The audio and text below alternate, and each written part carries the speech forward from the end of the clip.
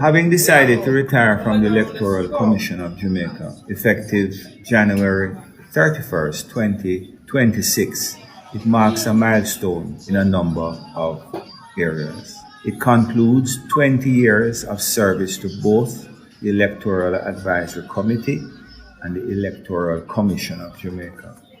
The date concludes 2 decades of formal involvement in the electoral process, which has given me the opportunity to demonstrate a commitment to the important mission of strengthening the democracy of our beloved nation. It has been a profound honor and privilege to be entrusted with serving for an extended period of time at the Electoral Commission, which is at the center, which is the heartbeat of the nation's democratic processes. Over the years, I've served as the party representative, representing originally the leader of the opposition and subsequently the Prime Minister, during 5 general elections, along with several local government elections and many by-elections.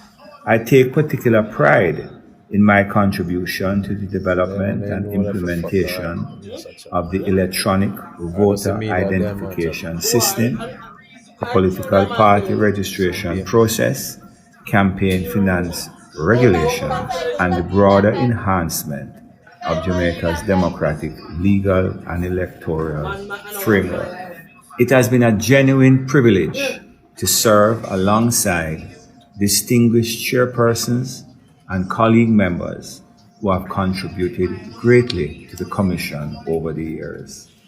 My sincere thanks to the staff of the Electoral Office of Jamaica, the EOJ, and the ECJ, whose unwavering commitment has ensured the growth, integrity, and enduring strength of this vital national institution. Finally, I express a special appreciation to the Prime Minister, Dr. the Most Honorable Andrew Holness.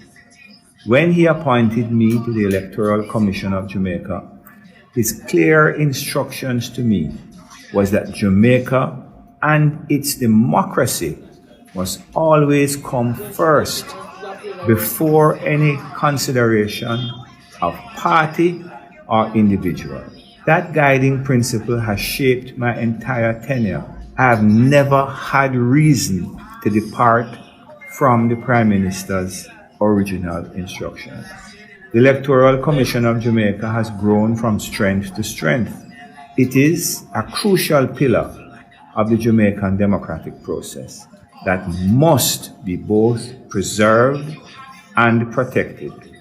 Jamaica and our democratic process must come first, always.